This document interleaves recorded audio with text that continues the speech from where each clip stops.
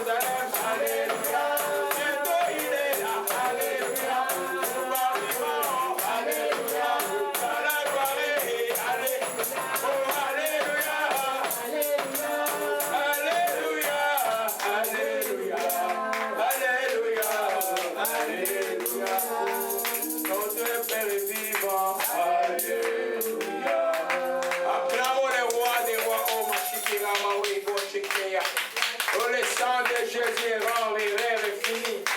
Le rêve est fini, la joie de Dieu. La joie de Dieu est là. La joie de Dieu est là, la vie est là, tout va bien. Tout va bien. Oh, remercier, la joie est là. Oh, ma shikira, mando koshia. Oh, ma shikira.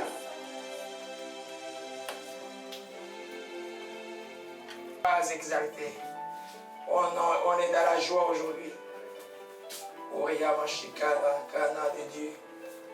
Alléluia, on va prendre les Bibles, on va être debout pour juste honorer Dieu et honorer la parole de Dieu. Nous disons, Père Céleste, je bénis ton Saint pour ta sainte parole. J'ai quitté ma maison pour ce lieu, pour t'adorer, pour te louer, pour te rendre grâce. Merci encore que ta parole va m'affranchir, car il est écrit, tu connaîtras la vérité et la vérité m'affranchira. Je le crois de tout mon cœur, au nom de Jésus-Christ. Je t'ai ainsi prié. Amen. Dieu est bon et bon et Dieu est bon. Amen. On va parce que tu vas encore louer à la fin. Le Seigneur est bon. C'était un jour de beaucoup de louanges. Je suis dans la joie. Amen. Gloire à Jésus-Christ. Amen, amen. Alors, aujourd'hui, c'est un grand jour. Vous avez vu que pendant l'adoration, j'ai beaucoup fait référence à Dieu le Père. Voyez un peu? C'est lui le vrai Père. Alléluia. Le petit Père que nous sommes, nous serons totalement insignifiants et sans impact si le vrai Père n'est pas avec nous. Alléluia. Aujourd'hui, c'est fête de Père. Peut-être les sœurs vont dire, mais pourquoi nous sommes là? Vous allez bien comprendre que c'est un enseignement qui concerne vous aussi. Parce que beaucoup d'entre vous vont se marier très bientôt. Et vous allez vous trouver avec un mari qui sera un père. Comment tu peux vivre avec quelqu'un que tu ne connais pas? Et si tu es enfant, comment tu peux vivre avec quelqu'un que tu ne connais pas? Qu'est-ce que Dieu lui a conféré comme fonction, comme autorité et comme fonction spirituelle? Ça va être très difficile pour toi de vivre. Tu vas faire beaucoup de gaffes. Tu te conformes parce qu'aujourd'hui, les vrais pères sont rares. Les vrais papas sont rares. Allez aux États-Unis, vous allez voir ça. Beaucoup parmi les hommes que vous voyez, c'est des papas qui ont abandonné la famille à cause de problèmes. Ils disent j'abandonne la vie et je ne peux plus. Alléluia. Pendant que je priais, j'avais senti la douleur de beaucoup de pères en ces temps ici, prophétiquement. Donc c'est un temps où le père souffre beaucoup. Alléluia. C'est aujourd'hui un grand jour pour nous tous qui sommes nés. Nous sommes nés d'un père et d'une mère. De nous souvenir, même s'ils ne sont plus là, de nous souvenir de ce qu'ils ont été pour nous. Qu'est-ce qu'ils nous ont donné comme valeur? Alléluia. Ça veut dire que Paul dit, soyez mes imitateurs comme moi je suis imitateur de Christ. On a toujours besoin d'un modèle dans la vie. Alléluia. C'est aussi un message pour les mamans qui sont seules avec un enfant. Mais moi je n'ai pas, je suis seule avec mon enfant. Mais non. La fonction du père, là, une femme seule peut bien la faire parce que c'est une fonction spirituelle. Alléluia. Nous allons voir dans l'enseignement aujourd'hui que Dieu nous a donné quelque chose de merveilleux, de nouveau. C'est drôle, vous savez, le dimanche, parce que j'avais préparé autre chose. Et hier, je suis allé visiter notre sœur Jeanne. Au retour, je voulais, comme j'étais fatigué, je dis, je prends juste ce que j'avais préparé pour dimanche, mais l'Esprit dit non. Il m'a donné un nouveau enseignement. Alléluia. Parce que si vous vous souvenez, tout l'enseignement des maisons de prière, d'année en année, tout a un fil, tout est lié. On n'enseigne pas comme ça. C'est pourquoi si vous suivez ces enseignements, vous serez bien formé dans la vie. L'année passée, nous avons parlé de papa, sois conscient de ton importance. C'est pour réveiller les papas qui sont découragés, pour encourager ceux qui avancent bien. Et c'est dimanche, hier, le soir, l'Esprit voulait que je vous parle de quelque chose de plus profond. Vous savez que l'homme est composé de l'esprit, de l'âme et du corps. L'homme, c'est un esprit qui a une âme, un corps. Alléluia. Le papa, c'est un esprit qui a une âme, un corps. Comme il est un esprit et qu'il est obligé de rattacher à Dieu, au grand Dieu qui est esprit. C'est-à-dire que le grand Dieu qui est esprit a des fonctions spirituelles qu'il confère au papa. Alléluia. C'est la première fois que j'enseigne sur cela. Alléluia. Peut-être que vous ne l'écouterez pas encore nulle part. Dieu fait grâce par les saints esprits, vous pouvez l'écouter, mais c'est que j'enseigne des choses que Dieu m'a données hier. Alléluia. Vous croyez comme il ne fait pas exception de ses enfants, peut-être dans d'autres continents, dans d'autres langues, il a donné à quelqu'un d'autre, ou ailleurs il a donné. Alléluia. Les gens doivent savoir, nous parlons aujourd'hui du papa chrétien. Nous parlons du papa né de nouveau. Parce qu'un papa qui est né de nouveau peut faire tous ses efforts. Il n'accomplira jamais sa pleine destinée. Il peut faire des efforts, bien éduquer les enfants, mais il y a quelque chose qui va manquer. Et à cause de cette défaillance, les enfants vont payer un prix. Je dis pour nous qui venons des sociétés où l'occultisme, où les claniques, où les liens des ancêtres sont très très forts. Si le papa n'est pas intelligent, il transfère cet héritage diabolique à ses enfants, qu'ils le veuillent ou pas. C'est quoi vous retrouvez dans la sorcellerie sans savoir comment la sorcellerie est venue en vous. Il y a une sorcellerie qui passe par le sang. Parce que l'ancêtre a dit non, moi, tout mon clan, j'étais vendu le diable. Vous comprenez un peu? Alors, ce que nous allons parler aujourd'hui, nous parlons des 4 fonctions spirituelles d'un père. Alléluia. Les 4 fonctions spirituelles d'un père. Amen. Ou on peut dire les 4 ministères d'un père dans sa famille. Alléluia.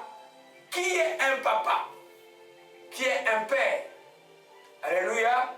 Généralement, on croit qu'un père, c'est un géniteur. Non. Un géniteur n'est pas nécessairement un père. Un père est non seulement celui par qui Dieu permet que sa sémence et le vie de la femme soient ensemble pour créer. Ça se rappelle les géniteurs, n'importe qui peut le faire rapidement, même si vous ne connaissez pas sa face. Ça se fait une vitre dans le laboratoire aujourd'hui là. Alléluia. Vous voyez que ce n'est pas important parce que l'homme peut les reproduire. Mais l'homme ne peut pas créer un vrai père. Seul Dieu peut former un vrai homme, un vrai père. Alléluia. C'est pourquoi le message est pour nos jeunes gens qui seront des pères. Pour nos jeunes filles qui ne sont pas encore mariées, pour qu'ils sachent l'homme que je vais épouser, peut-il être un père ou c'est un troubadour juste quand il y a des difficultés, commence à pleurer comme un enfant il disparaît. Alléluia. Donc, un papa n'est pas seulement un géniteur. Un papa fait sa fonction dès que l'enfant est sorti. La même chose pour la maman, c'est sur la maman. Et il doit pouvoir prendre soin de ses enfants jusqu'à l'extrême vieillesse. La fonction change. Il y en a qui abandonnent à 18 ans. Ah, il y a 18 ans, c'est fini ici, là, ce petit qui sort de ma maison. Non, ça, c'est pas un père. Un père doit pouvoir encadrer son enfant. Parce que dans les fonctions que nous allons voir, il a aussi la fonction du pasteur de la famille. Nous allons voir ça tout à l'heure. Alléluia. Amen. Alors, quand vous voyez un papa, Dieu, quand lui regarde le papa, il voit son représentant de la famille. Quand on parle du papa, ça signifie qu'on parle c'est la personne qui l'accompagne dans la mission, qui est sous sa mission, qui s'appelle la maman. On parle des enfants qui sont sur leur autorité. Alléluia. Il est les représentants de l'autorité de Dieu de la famille. C'est pourquoi vous allez remarquer dans les sociétés qui ne sont pas chrétiennes, mais où la fonction du papa est respectée, à certaines, comme au Japon, vénérée. Voyez les résultats de ces sociétés-là, comme ils vivent. Voyez comment ils progressent dans la vie. Il y a beaucoup d'idolâtrie au Japon. Dieu, là, même les personnes qui le connaissent, quand il prend ces règles-là, une société où la fonction du papa est de sacraliser, c'est une fonction, une société qui est avouée à disparaître. C'est là où vous allez voir pourquoi il y a un plus grand nombre, parmi les raisons, un plus grand nombre de garçons qui se suicident. Il y en a qui ne connaissent pas les repères, les pères. La société est tellement... Dans l'éducation, il n'est pas prévu qu'aujourd'hui, les gens n'ont pas pensé que l'homme là, le père là, le masculin homme là, pas les penseurs aujourd'hui, il y a des pères-mères là, je ne parle pas de ces choses-là. Je parle des vrais pères, de l'homme, est très important pour la vie de l'enfant. Des enfants, filles comme un garçon. Alléluia. Il va être un modèle pour leurs filles, il va être un grand protecteur, un modèle pour les garçons, il va être un protecteur pour leurs filles. Alléluia. On va voir ça tout à l'heure. Donc, quand Dieu regarde, alors on va dans 1 Corinthiens chapitre 11. Alléluia. Qui est en haut? 1 Corinthiens chapitre 11. Il dit quoi? Soyez mes imitateurs comme je me suis moi-même de Christ. Je voulus ce que vous vous souvenez de moi à tout égard, et ce que vous retenez mes instructions que je vous ai données. Cependant, je veux cependant que vous sachiez que Christ est le chef de tout homme. L'homme est le chef de la femme, et Dieu est le chef de Christ. Alléluia. Quand Dieu regarde dans une famille chrétienne, son autorité repose sur l'homme. C'est pas comme vous allez lire dans Éphésiens chapitre 5, quand il parle de la relation homme et femme, il dit, aime ta femme comme Christ a aimé l'Église, au point de se sacrifier pour elle. Alléluia. Dieu, quand il regarde, il a conféré l'autorité au papa. C'est pas il dit à la femme, sois soumise. Aux enfants, il dit, soyez obéissants. C'est tellement important. Cette structure-là, si elle est dérangée, le reste ne peut pas marcher. Alléluia. Amen. Donc, nous allons voir, vous allez même quand vous prenez la Bible en entier là, on peut dire que c'est un livre des histoires des pères, de bons pères et de mauvais pères. Alléluia. Quand vous allez voir Jacob, c'est par lui que ses enfants ont été bénis. Quand vous allez voir David, c'est par lui que ses enfants ont été maudits. Vous comprenez un peu? Un père a une responsabilité importante. Il est le pont entre Dieu et la famille. Alléluia. Il marche avec la femme qui est sous sa mission. Il y en a qui disent commission. Non, ce n'est pas commissionnaire. Soumissionnaire. Il ne faut pas changer les temps à cause des événements qui se passent dans le monde. Soumissionnaire. C'est-à-dire que la femme aide l'homme, mais elle a un boss comme tu ne vas pas dire au CEO de ton entreprise, ah, toi et moi, nous marchons ensemble. Non. Tu vas lui donner des conseils, tu es adjointe, mais vous marchez ensemble pour que la vision de cette chose marche. C'est pourquoi je dis toujours que la femme est celle qui garantit la stabilité de la famille. L'homme est le visionnaire. Vous allez vous comprendre, ça veut dire quoi être visionnaire de la famille. Alléluia. Pourquoi Dieu veut les choses ainsi? C'est par rapport à ces fonctions-là que nous allons voir aujourd'hui. Alléluia. Donc à ce titre-là, l'homme doit tout faire, toi qui m'écoutes, d'être connecté à Dieu. Vous allez voir des gens aujourd'hui, ah ma femme prie, lui il va jouer au hockey, lui il va jouer au basket, il ne prie pas, mais ma femme prie. Mais tu es, je m'excuse le mot, irresponsable. Si vous croyez même dans le Seigneur, quand une femme prie, que son mari est sauvé, son mari vient de connaître le Seigneur, vous allez voir qu'après quelques années, le mari sera au-dessus de la femme spirituellement. C'est la volonté de Dieu. Parce que Dieu veut que la famille étant une matière de Dieu, une cellule de Dieu. Qui est celui qui conduit? C'est le Saint-Esprit. C'est pourquoi le mari doit être connecté au Saint-Esprit. Il doit être conduit par l'Esprit pour qu'il n'y ait pas de désastre de la famille. Alléluia. Donc l'homme doit chercher Dieu. Ne dites pas non, ma femme va prier à l'église, moi je vais au catholique. Tu es responsable. Alléluia. Dieu veut que l'homme soit la personne la plus proactive, la personne qui cherche Dieu, la personne qui pleure devant Dieu. Voyez un peu, j'ai dit que c'est un livre de paix. Quand Dieu a dit à Abraham, quitte sa famille, Abraham a fait quoi? Il a obéi. Sarah a fait quoi? Sarah a obéi à qui? Sarah a dit on va rester là où on est. Non. Abraham avait la vision, Sarah a obéi et cette vision les a bénis. Vous comprenez cela? Alléluia. Et Abraham est resté attaché à son Dieu tout le temps. Quand Dieu a dit à Noé, je vais détruire ce monde, parce que Noé a trouvé grâce, comme c'était que vraiment comme ça en détail. Construis un bateau où tu vas tout mettre.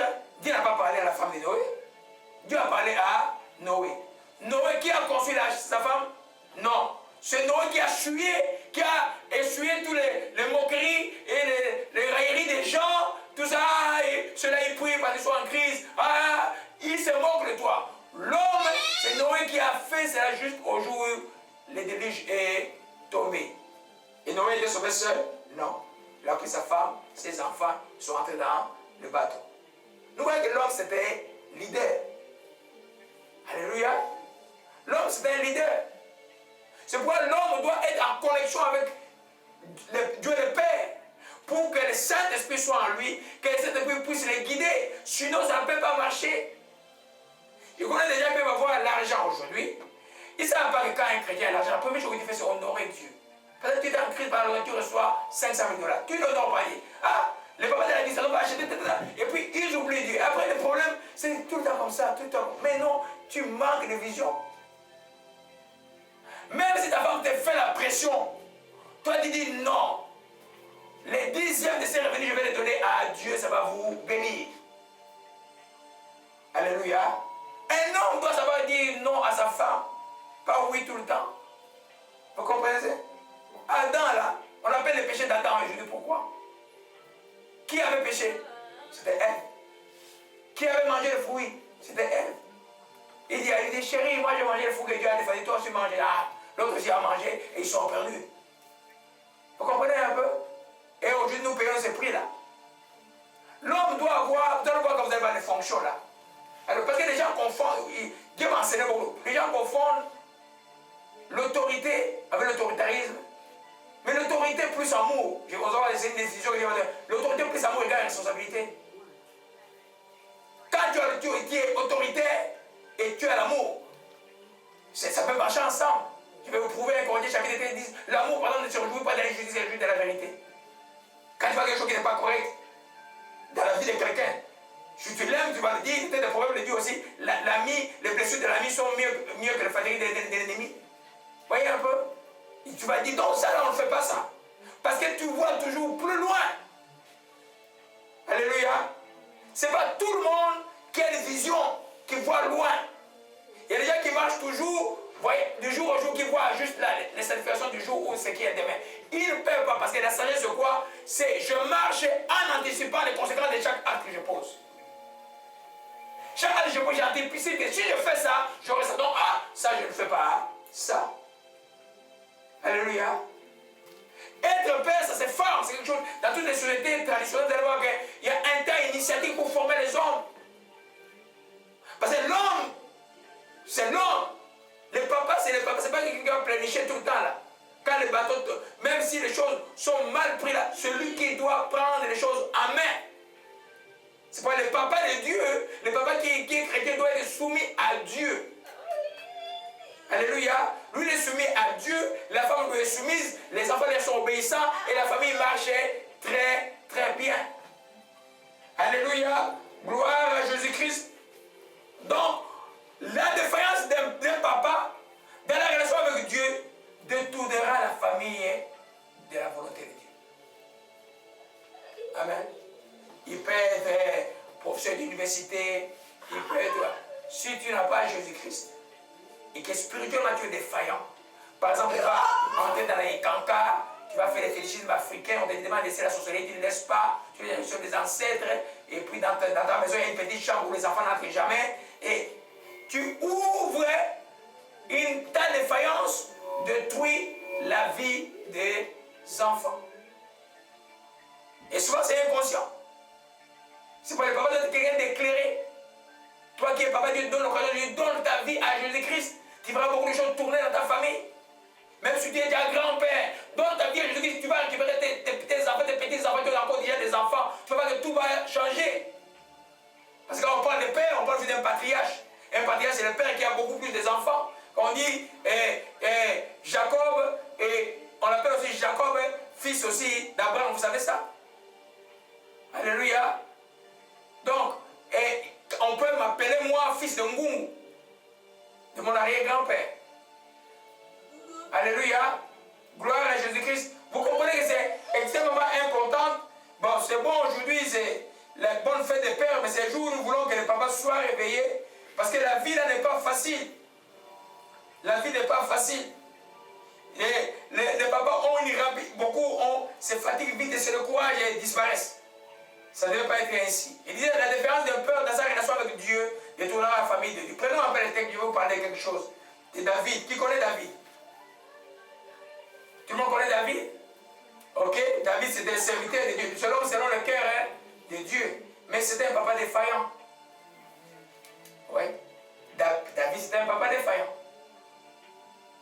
Sur le plan familial, il n'a pas réussi. À cause d'une erreur. Alléluia. Il était long. Alors, est-ce que vous voulez dire, je vois que vous entendez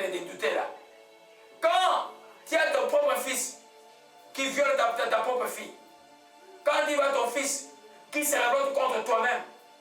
Et puis on le tue. Quand tu vois ton fils qui tue ton autre fils pour devenir roi, tu as reçu de la famille? Non. Il est au ciel. On peut aller au ciel. La matière familiale, c'est une matière terrestre. Nous devons être extrêmement vigilants. Alléluia. Alléluia. C'est devait attendre, ça devait attendre. Amen. Le papa, c'est eux le papa. Alléluia. Alors, 2 Samuel 16. Oh,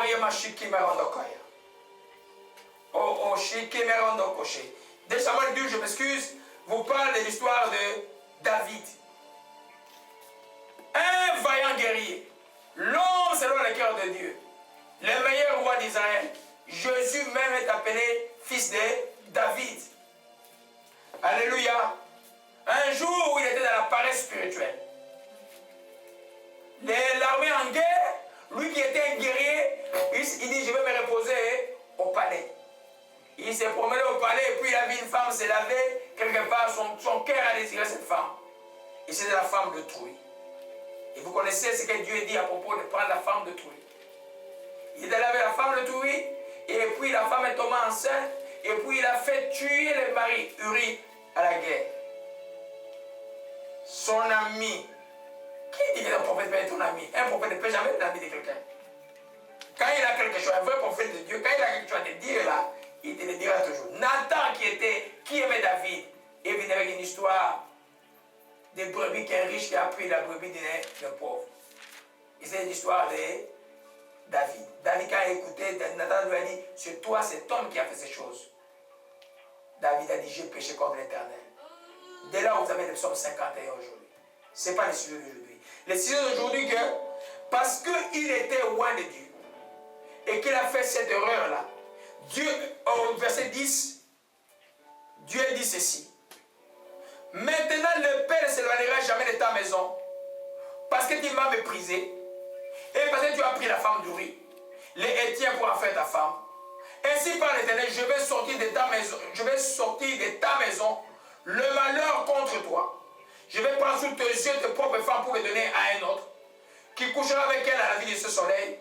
Tu as agi en secret, moi je le ferai emprunter tout Israël à la fin du soleil. David dit à Nathan, j'ai péché contre l'Éternel. Nathan dit à David, l'Éternel pardonne ton péché, tu ne mourras point. Mais parce que tu as blasphémé les ennemis de l'Éternel en commandant cette action, le fils qui t'est né mourra. Vous savez, quand on a une relation intime avec Dieu, même si Dieu dit ça, je vais prier. David a prié. Il a gêné. Mais l'enfant était mort. Alléluia. Vous allez voir que ce que le prophète a annoncé, quand on est dans 2 Samuel, verset 16, gloire à Jésus-Christ, au verset 20, là, oui, 2 Samuel 16, au verset 20, j'explique le contexte. Là, David a d'abord eu le scandale dans sa famille. Son fils, Amnon, est allé sortir avec sa propre soeur. Et puis son frère, Absalom, était en colère. Il a tué, il a invité tous les enfants du roi, il a tué Amnon. Donc 3 malheurs. Et là, c'est le même Absalom, parce qu'il a été banni, parce qu'il a tué son frère. L'amertume dans le cœur. Il revenait à Jérusalem pour détruire son père. C'est pourquoi il y a une chose que j'ai appris, je vous ai toujours parlé de Chimée. Quand tu es fautif dans le Seigneur, garde-toi d'être orgueilleux ou orgueilleuse. Comment David s'est sorti de cette histoire? Je ne pas le but de l'enseignement, je vais vous parler de ça. Quand il fuyait Jérusalem, Chimée, qui était un cousin de Saul, commençait à lui jeter. On m'a chiqué, on m'a rachiqué. Alléluia. Alléluia. Amen. Alléluia. Chimée commençait à lui jeter le sable. Il dit, homme du sang. David, son général dit, Abichai dit, Seigneur, je vais couper la tête de cet homme qui est joué le roi. David, laisse-le faire. Peut-être l'Éternel a permis ça. Il a pris son humiliation avec eux. Il y a une certaine humiliation, il faut le porter tout ça. Il peut jeter en grâce. J'ai été fautif. David est parti, il a fui Jérusalem. Alléluia. Ça, c'est un autre enseignement. La suite, vous allez voir, ce que nous voyons dans le verset 20, les mêmes Absalom, son fils là, sur le conseil d'Archibutel, il est allé sur la couche de son père, il est sorti avec les femmes de son père, comme Dieu avait prédit. Donc toutes ces choses-là, David les a vécues. Alléluia. À cause d'un seul péché. Toi qui es père, tu vois, parce que tu vas dans un petit quartier à Kinshasa, là, où les enfants ne te voient pas, mais même si Dieu ne te voit pas, tu ouvres une porte de la malédiction de la vie des enfants. Je veux dire que la polygamie, et je dirais celle-là, vraiment cachette, et même celle qui est ouverte, crée beaucoup de problèmes en Afrique. Des problèmes qui vont de génération en génération. Alléluia. Donc un père là, tu dois être quelqu'un qui a la discipline de te contrôler. Et c'est que pour certains dans la famille, ce n'est pas facile. Il y en a, c'est très dur. C'est très dur. Mais laisse Dieu faire les choses. Dis comme David, peut-être c'est Dieu qui a permis cela. Laissez-moi aller tranquillement. Subir la honte que je suis en train de subir. Alléluia. Je dis que le jour où Dieu va te défendre, même ceux qui sont morts, on dit, qu'est-ce qui se passe avec lui? Vous retenez que David n'a pas perdu son lien avec Dieu. Il est resté avec Dieu. Mais son erreur, qui est un péché volontaire, lui a coûté la vie de la famille. Alléluia. Amen. Donc, un père, ce n'est pas la mode là. Un père, c'est quelqu'un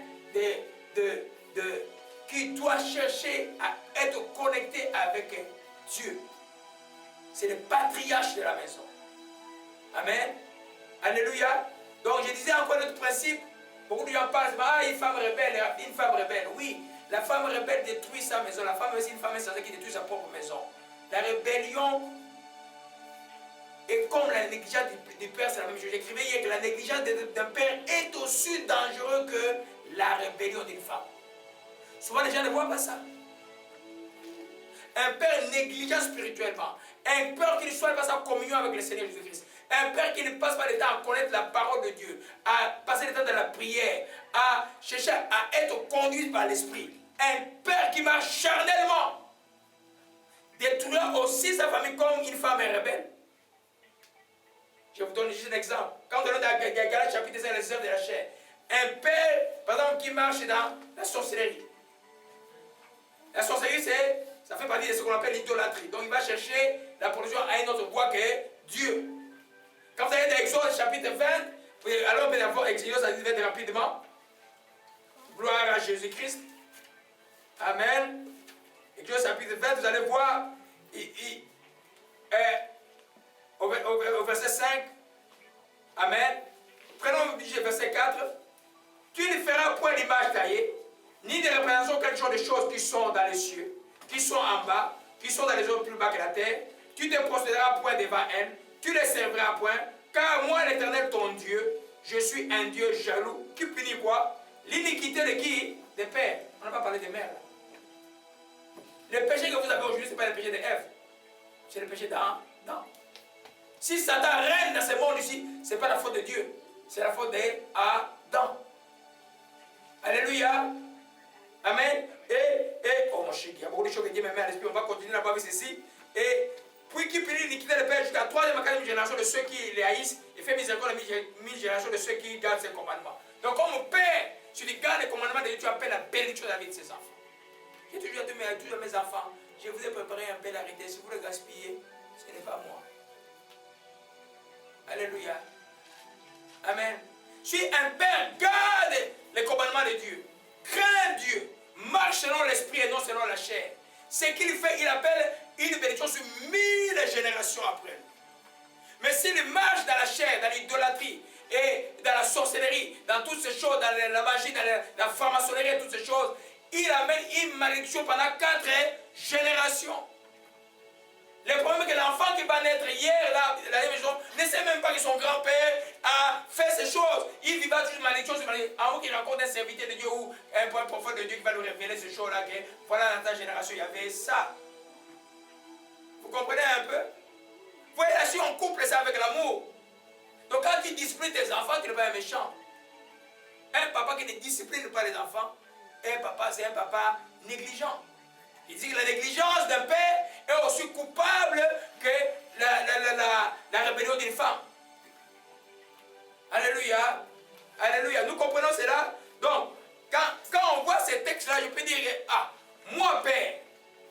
À partir du moment où tu dis que tu es père, pourquoi on t'appelle d'abord père? Tu es jeune homme, pourquoi tu es père? Parce que tu as des enfants. Alléluia. Ça dit que tu ne t'appartiens plus. Ton attribut de père t'est donné parce que les enfants sont arrivés.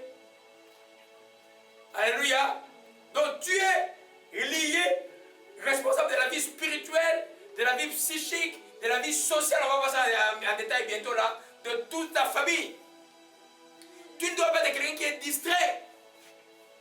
Parce qu'il y a la coupe du monde qui oublie tout. Non, s'il faut aller chercher du pain, sors, va acheter du pain. Alléluia. Amen.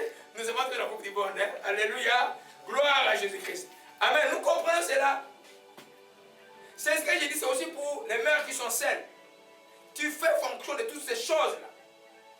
Quand tu es une mère seule, tu demandes la grâce de faire la fonction du père. Parce que toujours tous ces rôles-là. Alléluia. Amen. Donc, gloire à Jésus-Christ. Donc, il doit être en communion avec Dieu pour assurer une de ces fonctions que nous allons voir tout à l'heure. La fonction du sacrificateur. Alléluia.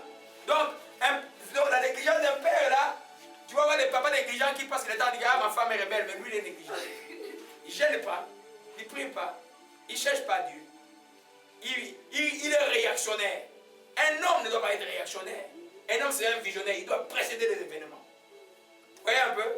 Il va rire, mais il rit, tu ne sais pas pourquoi il rit. Il doit précéder les événements parce qu'il va demander la sagesse de pouvoir conduire une famille. Alléluia. Ça peut contribuer aussi à être un père spirituel, par exemple. Il peut voir des choses dans ta vie que toi, tu ne vois pas. Il peut voir des potentiels dans ta vie que toi-même, tu ne vois pas, que même tu as de gaspiller tout le jour. Mais parce qu'il sait qu'il y a un avenir en toi, il t'encadre. Il ensémence. Il dit au Seigneur, tu vas là, je vais encore arroser. C'est juste qu'il nous enseigne le principe. Je vais encore arroser. Cet arbre-là va produire les fruits. Dites que je vais produire les fruits. Et les fruits qui vont demeurer dans ma vie. Par Jésus-Christ, au nom de Jésus-Christ. Alléluia. Amen. Donc, on peut arriver à ce principe que j'ai eu beaucoup. J'ai dit, c'est l'esprit, c'est toi qui me parles de ça là. Il m'a donné un prédit. Tel est Dieu, tel sera un vrai Père. Je dis, mais comment tel est Dieu comme c'est un vrai Père? Puis il a commencé à avancer. Dieu, nous avons chanté sur Dieu et Dieu l'est. Tu devais comprendre comment un Père selon Dieu va être. Il va voir le modèle de Dieu. Alléluia. J'ai pris quelques attributs de Dieu. Amen. Pour vous montrer qu'un Père qui est connecté à Dieu, qui suit Dieu, et il va être comme les petits dieux. Alléluia. Avec les caractéristiques de Dieu. Amen. Nous voyons par exemple que Dieu est amour. N'est-ce pas? Comme Dieu est d'amour, le papa doit être rempli d'amour. Alléluia. L'amour, ce n'est pas l'amour éros. Amen. L'amour, ce n'est pas être gentil. Alléluia. Dieu définit l'amour dans 1 Corinthiens chapitre 7. Vous connaissez, l'amour est patient. Premièrement. Le papa doit être patient. Parce qu'il est conduit par le Saint-Esprit. Vous allez voir, les fruits de l'Esprit, on dit que le fruit de l'Esprit, c'est l'amour, la paix. Il y a aussi la patience parmi les fruits de l'Esprit. Oui. Alléluia. Mais tu ne peux pas avoir cet attribut d'amour, Père, si tu n'es pas en communion avec Dieu. Alléluia. Pour avoir ta communion avec Dieu, tu ne joues pas avec. Alléluia. Parce que la survie de ta famille dépend de cela. Alléluia. Je vais vous donner des exemples après. Alléluia. Dieu est autoritaire. Ça, c'est le mot qu'il n'aime pas. Dieu est autoritaire. On ne discute pas les ordres de Dieu. Le papa aussi doit être autoritaire. Alléluia. Autoritaire ne veut pas dire méchant. Non. Autoritaire ne veut pas dire méchant. Autoritaire veut dire que c'est lui qui veille à ce que la loi de Dieu s'applique dans la famille, les règles de Dieu s'appliquent dans la famille, parce que la famille n'a pas d'autre issue de réussite que de demeurer dans la loi de Dieu. Quel est le résumé de la loi de Dieu? Tu aimeras l'Éternel ton Dieu de tout ton cœur, de toute ta force, de toutes tes pensées. Tu aimeras ton prochain comme toi-même. Les papas doivent être des garants de l'amour de Dieu et de la famille. Alléluia. Gloire à Jésus-Christ. Amen. L'amour est plein de bonté. L'amour est plein de bonté. Pas bonté, bonté. Bonté, ça veut dire quoi? Avoir la proportion de toujours faire le bien, de ne pas rendre le mal par le mal.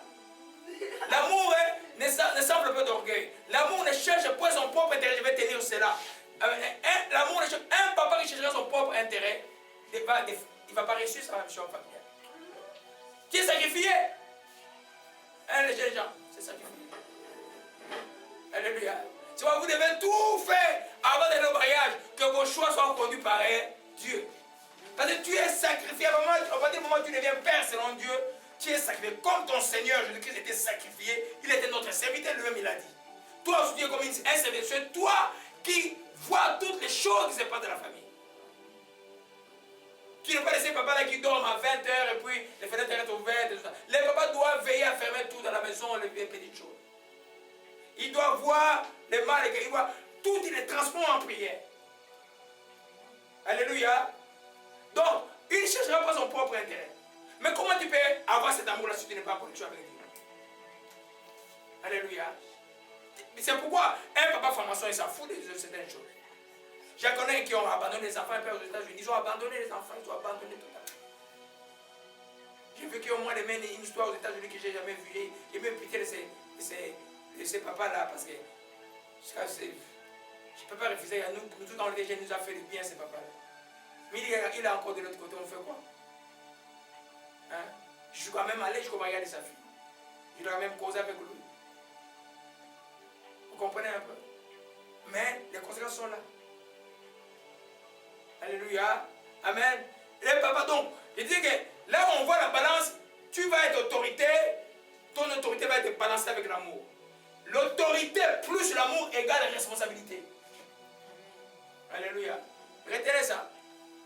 Quand je suis autorité et que j'ai l'amour, ça veut dire je suis responsable. Parce que la Bible dit, l'amour ne se réjouit point de l'injustice et de la vérité. Tu vois, c'est ton enfant. Mais ce que l'enfant fait n'est pas correct. Tu ne laisses pas. Tu vas parler à l'enfant. De la manière que l'enfant doit comprendre que tu n'es pas content. Il y en a qui développent, ah non, moi je suis ami de mes enfants. Non. Jacob, quand vous allez dans les bénédictions de Jacob, vous allez voir, oh mon cher camarade Akaya. Voyez un peu, c'est Genèse 49. Alléluia. Oh ma chikira Mandakaya. Vous allez voir que Jacob, quand il bénit ses enfants, quand il arrive à Rouben, est-ce qu'il a flatté Rouben? Il a dit, Rouben, mon premier-né, ma force est le premier de ma vigueur, supérieur en dignité, supérieur en puissance, impétueux dans le zoo. Tu n'auras pas la prééminence. Donc tu ne seras plus le premier. Vous comprenez cela? On va étudier ça. Je voulais faire 2 dimanches sur ça. C'était beaucoup de choses que Dieu m'a donné hier. Je ne sais pas pourquoi. Alléluia. Il dit à Rouben, vous connaissez ce que Rouben a fait? Il a dit, tu es monté sur la couche de ton père. Rouben avait la concubine de son père. Et Jacob là, il a dit non, tu as perdu. Le petit Judas, c'est lui qui l'a élevé. Il dit à Judas, le sceptre ne se rendra plus de Judas, les bâtons souverains d'entre ses pieds, jusqu'à ce qu'il vienne le Shiloh. Et Jésus-Christ vient des tribus de Judas. Vous comprenez un peu? Amen. Il n'a pas condamné Rouben, il a puni Rouben. Il a continué Rouben, les descendants de Rouben sont toujours là, mais il n'a plus la proéminence. Parce qu'il Rouben avait mal fait, il avait enfreint la loi de Dieu. C'est pourquoi il dit que le papa doit veiller à la loi de Dieu. Mais comment tu peux veiller à la loi de Dieu que tu ne connais pas? Toi, c'est tout le temps RDI, CNN tout le temps. Les nouvelles du Congo, tout ça. Mais Congo, nous luttons par la prière d'abord. Et je suis sûr qu'il y en a qui luttent par la prière, les combattants combattaient comme le combat. Chacun, il y en a qui dans la plume lutte, parce que le pays a besoin vraiment de délivrance, ce pays-là. Je vous assure. Alléluia. Gloire à Jésus-Christ. Donc l'autorité est amour. Amen. Alors, l'autorité, quand c'est trop fort, ça brime la famille, ça brime les enfants. L'amour, quand c'est mal compris, ça rend les enfants au-dessus des parents. C'est ce que vous voyez ici là. Ah, quand il a 18 ans, le petit ici, il croit qu'il est devenu son père. Mais non. Tu as 40, 50 ans, il reste toujours père. 60 ans, il reste toujours père. C'est vrai, les sociétés et les tribus qui respectent. Chez les juifs, le respect est là. Chez nos amis arabes, le respect est là. Tu vois, partout, le respect des parents est là. La structure familiale marche. Marchera toujours. Alléluia. Gloire à Jésus-Christ. L'autorité ne veut pas dire violence. L'autorité ne veut pas dire menace. L'autorité veut dire veiller à ce que la loi de Dieu s'applique pour que la famille soit en bénédiction. Alléluia. Alléluia. Gloire à Jésus-Christ. Parce que vous voyez quoi? Les enfants doivent connaître les limites. Il y en a même qui ont l'âge adulte, mais qui ne connaissent pas les limites. Dans la Bible, dans 1 Samuel chapitre 2, allons-y là-bas, vous allez voir, il y a une histoire de l'autorité de la mort est brisée. Il y a l'histoire d'un sacrificateur. Alléluia. Gloire à Jésus-Christ, qui s'appelait le sacrificateur Élie. Alléluia. Vous savez que c'est lui qui avait participé à l'exaucement de la prière de Anne, la maman du prophète Samuel. Quand vous allez au chapitre 2, vous allez voir qu'il avait des enfants qui étaient sacrificateurs. Parce qu'il y a des descendants d'Aaron, ses enfants sont aussi sacrificateurs. Il était souverain sacrificateur. Ses enfants, on peut dire, les fils d'Élie étaient des hommes pervers, ils ne connaissaient point l'Éternel. Voici de quelle manière d'agir ce sacrificateur à l'égard du peuple. Lorsque quelqu'un offrait un sacrifice, le serviteur du sacrificateur arrivait au moment où l'on faisait cuire la chair, tenant à la main une fourchette à 3 dents, il piquait dans la chaudière, et dans le chaudron, dans la marmite, dans les pots, tout ce que la fourchette ramenait, le sacrificateur le prenait pour lui. C'est ainsi qu'il agissait à l'égard de tous ceux qui venaient à Silo. Même avant qu'on brûle la graisse, le serviteur du sacrificateur arrivait disant c'est qu'on offrait les sacrifices. Donne pour les sacrificateurs la chair à rôtir, il ne se va point de toi la chair cuite. Vous savez que la graisse appartenait à l'Éternel. Quand on fait quelque chose, il y a des choses de Dieu qu'on devait d'abord offrir. Quand le sacrifice est offert, c'est alors que les restes pouvaient manger. Non, ils inversaient. Et puis, leur papa était mou à leur regard. Leur papa les a appelés, dit, au verset 22, il était fort agile, compris comment ses filles agissaient à l'égard de l'Éternel. Il a appris qu'il couchait avec les femmes à l'entrée de l'assemblée des temps de destination.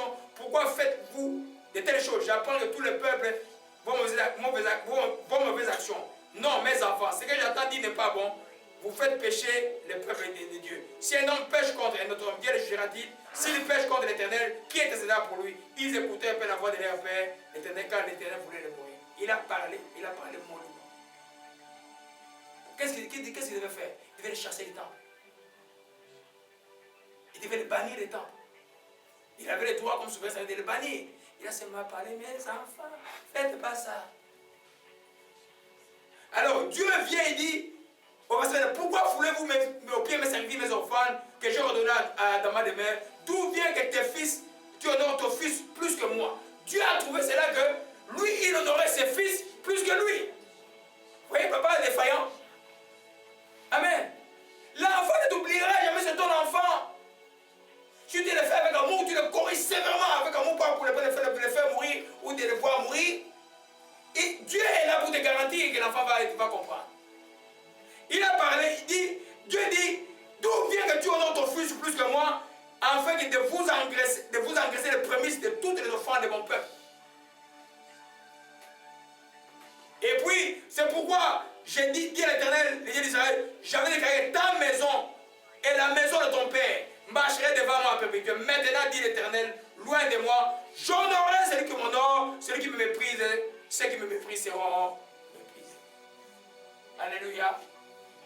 Amen. Vous voyez, quand on devient chrétien là, il y a des responsabilités. Quand tu es un papa chrétien, tu as des choses. Tu ne laisses pas les enfants venir à la maison, faire ce qu'ils veulent, s'habiller comme ils veulent. Tu dois leur parler, ceci est dangereux. Leur expliquer aussi pourquoi ne pas faire cela. Alléluia. Parce que le malheur d'un enfant fait le malheur d'un père, vous savez. Le diable pour t'avoir, il va chercher le malheur de ton enfant. Si c'est que tu as l'amour avec les enfants, il va chercher le malheur des enfants pour t'attrister. Le diable fait attrister les parents. Alors, les parents, pour garantir, ils doivent pouvoir parler aux enfants comme avec autorité et avec amour. Et quand vous analysez les versets 22, verset 25, quelqu'un va dire, mais il a quand même parlé aux enfants. Ce qu'ils ont fait n'est pas bon. Hein? Si un homme pêche contre un autre homme, Dieu le juge, mais s'il pêche contre Dieu, qui intercédera pour lui? Il a quand même parlé. Mais non, il devait être sévère. Il devait les exclure autant. Il devait pas seulement les exclure autant, on devait les lapider mort à cette époque-là. Vous savez ça? Ils méritaient la mort. Est-ce qu'ils ont fait? Vous me regardez encore. Oui, ils méritaient la mort. Vous vous souvenez des premiers fils de son grand-père Aaron? Qu'est-ce qu'ils ont fait? Ils ont fait un fait étranger. Ils sont venus avec des balles. Le temple de Dieu en même temps. Dieu a fait quoi? Ils sont morts. Alléluia. Parce que le temps d'Ali, là, c'est le temps où on dit que en ce temps-là, la parole de l'Éternel était rare. C'est le temps comme ce temps où Dieu regarde, faites vos bêtises, allez-y, homme, mariez-vous, il vous laisse jusqu'à ce que vous devenez comme des animaux.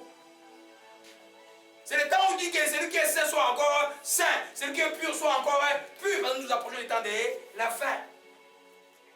Et nous parents, moi papa, je vais te juger, non, comme papa aussi là, dans ce que Dieu a donné, qu'est-ce que tu as fait?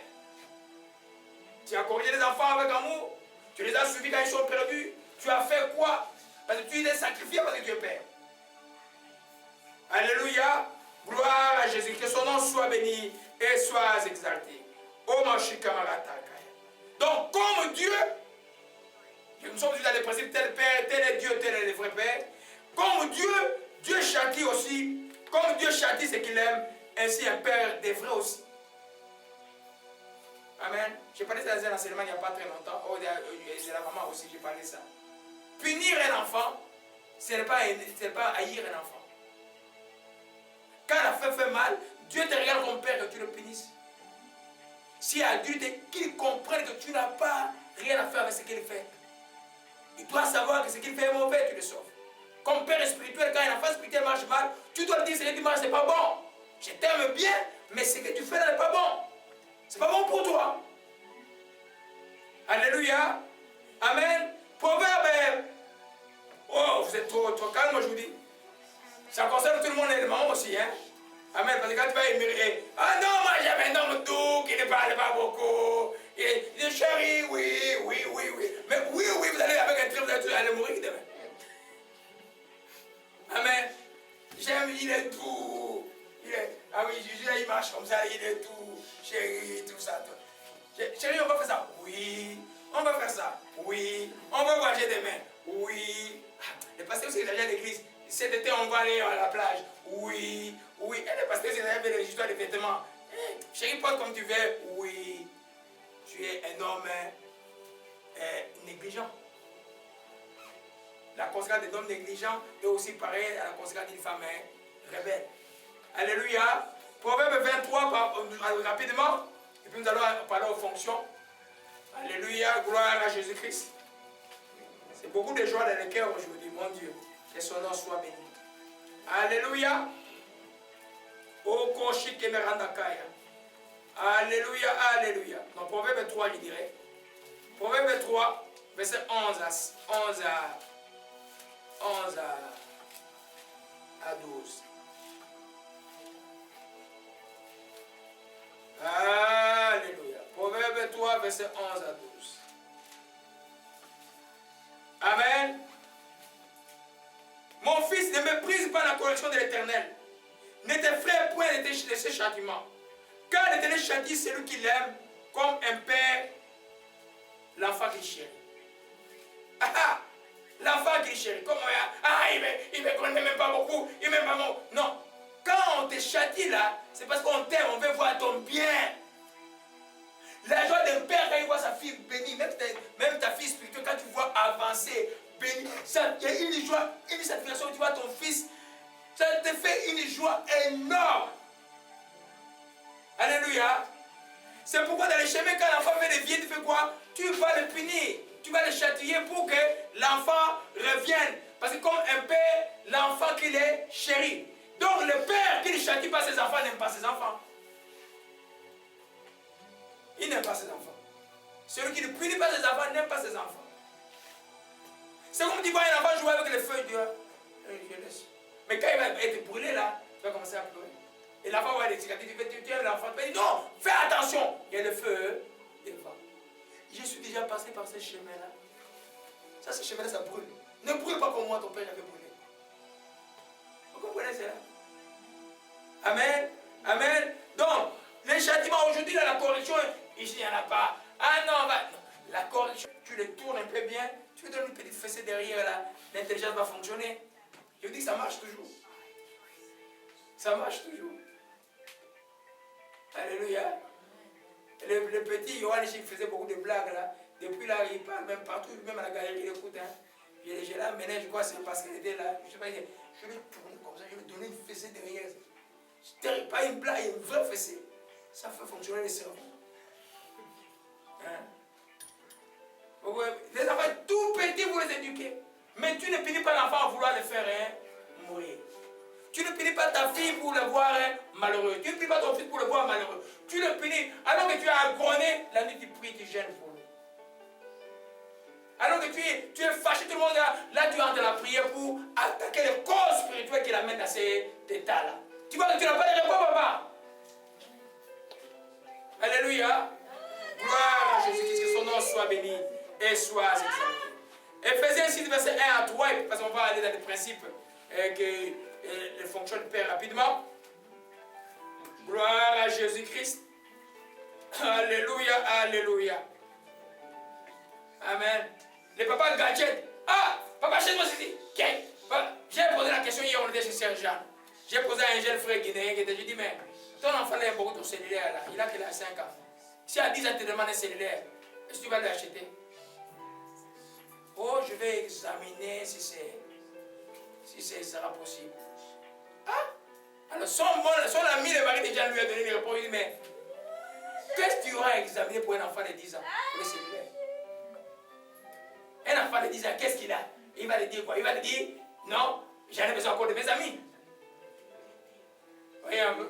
Et puis je commence à expliquer, les gens commencent à l'impact des cellulaires sur le cerveau, et je commence à expliquer plein de choses, puis sur les réseaux sociaux, comment est-ce qu'on peut perdre l'enfant à quelques temps. Tu n'achètes pas un cellulaire à un enfant de 10 ans, tu es responsable.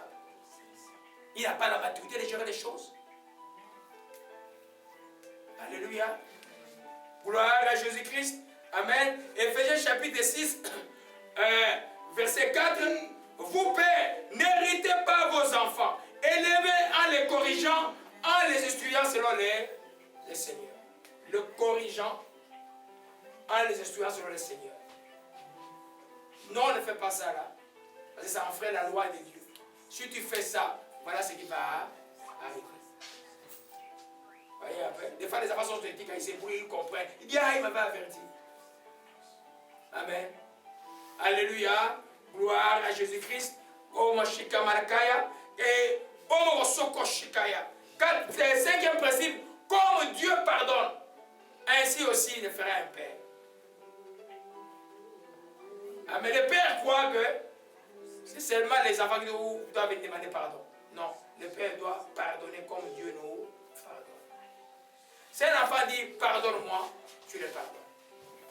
Si un enfant ne revient pas, tu le pardonnes pareil. Alléluia. Tu pardonnes comme Dieu pardonne.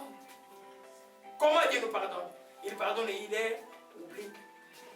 Les enfants dans les pieds, ils disent, ah, papa oublie toujours, même s'il est fâché, il oublie toujours. Mais c'est bon, mais c'est pas une force là. Quand on te corrige, c'est pour te bien. Alléluia. Gloire à Jésus-Christ. Vous vous souvenez de l'histoire de l'enfant prodigue? Qu'est-ce que l'enfant prodigue a fait dans Luc chapitre 15? Il a dit, hé papa, donne-moi mon héritage là. Et c'est comme les jeunes, je connais un papa là, dont son fils avait dit, mais quand est-ce que tu vas me donner mon propre héritage? Alléluia. Amen. Donne-moi mon héritage. Il a pris son héritage, il a dilapidé son héritage dans une vie, la vie de ce monde, mais dans la vie de débauche et tout et tout. Et il s'est retrouvé à un moment où il n'avait plus rien. Il est devenu travailleur dans une porcherie. Il dit, mais qu'est-ce que je fais ici là? je vais retourner auprès de mon père, je vais dire à mon père que j'ai péché. Et quand il est venu vers ses pères ne lui a pas pardonné, le père lui a pardonné. Un papa doit avoir un cœur aimant, un père qui pardonne. Tout les temps. Que ce soit le mal, par exemple.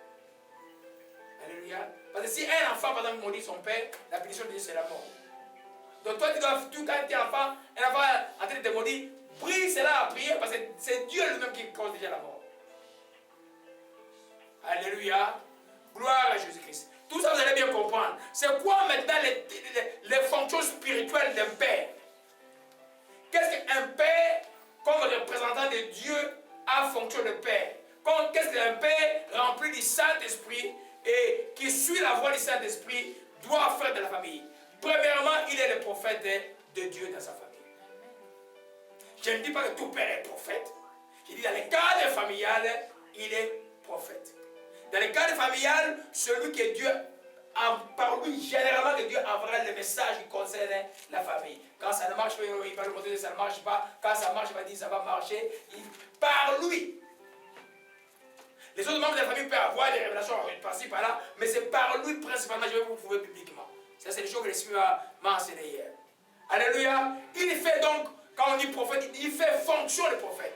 Faire fonction de quelque chose, comme tu l'accomplis temporairement. Dans le cadre familial, tu es celui qui est le messager de Dieu, de la famille. Alléluia. Tu ne peux pas être messager de Dieu si tu es connecté, il n'est pas connecté avec Dieu. Il faut te connecter avec Dieu. Alléluia. Gloire à Jésus-Christ. Alors, c'est à lui que Dieu parlera souvent. Il y a un texte d'Ésaïe qui dit, je m'étonne de ce que parmi eux, il n'y a pas de prophète à qui je peux parler et qui va me répondre. Donc dans la prophétie, il y a une proportion de conversation à un niveau élevé avec Dieu. Ah, mais moi j'expérimente cela, il y a des choses, des fois je regarde, des fois je dis mais les gens ne comprennent pas. Mais tu causes Dieu, des fois même tu entends même les causeries des gens de ténèbres, ce qu'ils sont en train de dire sur quelqu'un ou sur toi, ce qu'ils font. Alléluia. Amen. Nous comprenons que dans le cadre familial, il est le prophète de Dieu. Nous prenons l'exemple. Nous commençons nous revenons encore à la mission. La mission de Père, c'est celui qui a la vision familiale. L'année prochaine, je vous ai parlé d'Abraham. Dieu a dit à Abraham, quitte tes parents, va là où je t'ai montré. Avant, Abraham a pris, lui, sa femme et toute sa famille sont partis. Alléluia. Dieu avait parlé à Abraham. Abraham avait la vision. Amen. Et tout le monde le suivait. Alléluia. Alors, Dieu a parlé à Omashike merondo komarama shike merondo komashike ramondo kaimashia. Koria merondo koshike merondo komashike meramo shike. Alléluia, que ton nom soit béni. Je prendrai plus rapidement l'exemple de Joseph. Alléluia. Joseph. Alléluia. Joseph, le père adoptif de notre Seigneur est Jésus-Christ. L'ange a apparu à Christ premièrement à Marie, que tu vas avoir un enfant. Mais dès que l'enfant est né, quand vous allez dans Matthieu chapitre 2, au verset 13, Amen. Pourquoi Dieu n'est pas venu parler à Marie? Dieu est venu parler au prophète de la famille, à l'autorité familiale, à son représentant qui est Joseph. On ne dit pas Jésus fils de Marie, on dit Jésus fils de David, donc fils de Joseph. Jésus n'est pas fils de David par Marie. Même ceux qui font des statues là. Jésus ne fait pas Jésus par Marie, il est fils de Dieu, fils de David par Joseph. Alors écoute maintenant, Dieu dit au verset 13, lorsqu'il va dire, un ange du Seigneur apparaît en songe à Joseph, il lui dit, lève-toi, prends le petit enfant et sa mère, fuis en Égypte, il reste jusqu'à ce que je vous parle, quand Hérode cherchera le petit enfant, le faire mourir. On est dans une fonction prophétique là. Amen. Dieu a annoncé ça. Il a parlé à qui? À Joseph. Prends qui? Ta femme, qui est sous ta responsabilité. Amen. Prends qui? Ton enfant. Fais quoi? Fuis en Égypte. La même chose qu'il a parlé à Abraham, quitte tes parents. Alléluia. Il y a une fonction prophétique dans la fonction du Père. Parce que vous avez une prophétie apporte toujours des actions. Amen. Quand Dieu dit, hey, prends ta famille, quitte Montréal, tu prends ta famille qui quitte Montréal. Alléluia. Et Joseph s'est levé la nuit, prit l'enfant et sa mère se retira jusqu'à ce que la mort d'Hérode. Vous allez voir au verset 19, quand Hérode fut mort, un ange apparut encore en songe à Joseph. Pourquoi Joseph toujours? Représentant de l'autorité de Dieu. Vous comprenez cela? Dans sa fonction prophétique comme prophète de la famille. Il fait fonction de prophète. Dieu nous parle encore. Prends l'enfant, retournez maintenant en Égypte car celui qui menaçait sa vie est mort. Alléluia. Il y a encore d'autres exemples, un exemple encore plus profond, vous allez voir. Qui connaît l'histoire un peu, qui connaît le nom Manoach ici? Qui connaît Manoach? Le père de Samson. Alléluia. Mais on ne nous a pas donné le nom de la maman de Samson. Mais Samson est né de cette maman-là. Et cette maman-là demandé de ne pas prendre du vin, de ne pas prendre des fruits de la vigne, parce que l'enfant qui était sera déjà consacré dès le ventre de sa mère. Alors quand nous allons dans Juge chapitre 13, je suis en train de voir la fonction prophétique d'un père. Alléluia. C'est quoi, papa, ne jouez pas avec ta vie. Tu dois être connecté à Dieu, tu dois être connecté à Dieu où que tu sois. Connecte-toi à Dieu. Alléluia. Gloire à Jésus-Christ. Oh, Shimala Kabara Nakaya. Reba de la joie. Rema de la joie. Dans Juge chapitre 13. Donc, l'ange apparaît à la femme de Manoach. Il y avait un homme de Toréa, de la famille de Dani, qui s'appelait Manoach. Et puis sa femme était stérile, enfantée par un ange apparu. À la femme lui dit, tu es stérile, tu n'as pas d'enfant, tu deviendras enceinte, tu enfanteras un fils. Mais prends garde, ne bois point du vin, ni de liqueur fort, ne mange point rien d'un peu. Tu vas devenir enceinte, tu enfanteras un fils, des raisons ne passera pas sur sa tête, parce que cet enfant est consacré à Dieu dès le ventre de sa mère. Car celui qui commencera à délivrer Israël de la main des Philistins. La femme est partie. Elle n'a pas regardé cette révélation pour elle. Elle est allée jusqu'à aller parler maintenant à son mari. Toi, Dieu te parle là. C'est toi le chef de la maison. Tu gardes. Tu vas dire chaque révélation que Dieu te donne. Sinon, elle ne va pas produire de grandes choses. Si ton mari est né de loi, crains Dieu, partage la révélation de ton mari. C'est lui à lui que Dieu donnera la sagesse de comment conduire cette révélation à une réalité. Il y a beaucoup de réalités de mariage que les gens ne connaissent pas. Alléluia. Vous voyez maintenant, Manoach, quand la femme est venue, elle a rencontré Manoach et au verset 8, Manoach fit cette prière à l'Éternel. Seigneur, que cet homme, que l'homme de Dieu que tu as envoyé vienne vers nous, qui nous enseigne ce que nous devons faire pour l'enfant qui naîtra. Ça s'appelle une vision. Voir plus loin. Amen. Alors que sa femme était dans la joie, je vais avoir un enfant, je vais avoir un enfant, gloire à Dieu. Les maris voient plus loin. Qu'est-ce qu'on va... C'est pas normal que l'enfant naisse qu'on te demande de ne pas boire du vin, de ne pas tout. C'est pas normal. Mais Dieu dit-nous, qu'est-ce que nous allons faire pour cet enfant qui naîtra? Vous comprenez un peu? Ésaïe 41 dit, je cherche quelqu'un qui prophétise à qui je vais parler et qui va me répondre. Alléluia. Donc, Manoach a prié et l'ange est revenu. Il a donné les détails, vous allez suivre dans la suite de tout cela. Et puis Manoach a fait la deuxième fonction du Père. Il a fait quoi? Il a sacrifié quelque chose pour l'Éternel. Alléluia. Il était même assez arrière pour lui dire, quel est ton nom? Il a répondu, mon nom est merveilleux. Alléluia. Amen. Tout ça, vous voyez la chimie dans une famille. La femme a eu la révélation, n'a pas dit, hé, moi je suis la révélation. Non, la femme est allée dire au sacrificateur, au prophète de la famille, et lui il a tourné cela en prière, mais un enfant à qui on nous demande de ne pas boire du vin, c'est pas normal. Il faut qu'on demande à Dieu pour qu'on ne connaisse pas, on ne fasse pas des erreurs. Il y a des gens qui dilapident des bénédictions. Dieu donne tout pour un but. Et soit cette sagesse-là, et Dieu l'a donné à l'homme de voir plus loin. Alléluia. Manoach a prié. Qu'est-ce qu'on va faire de cet enfant-là? Nous comprenons, mes bien-aimés?